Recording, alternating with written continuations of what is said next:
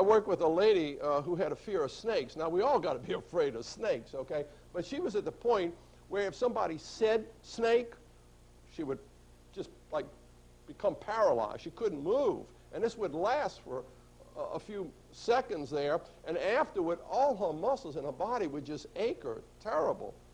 And so she said they were getting ready to move out into the country. And she said, you know, I know there's going to be a lot of those critters out there.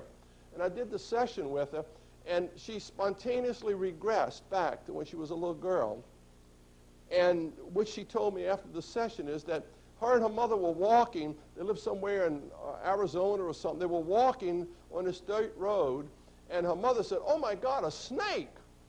And grabbed the child and started running. And the mother was screaming and running. She says, I can remember I was stumbling and tripping and screaming.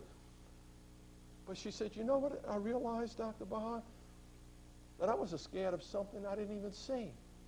I didn't even see the snake. I realize that now. I picked up on my mother's fear.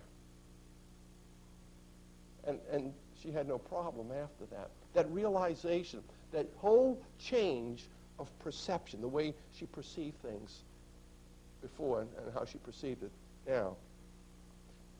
Dr. Ewing was telling a story. I was talking to him one time, and he told me that, and we're going to see some more about Dr. Ewing at working with burn patients, but he said that he had a man that would get sick every time he would eat chocolate.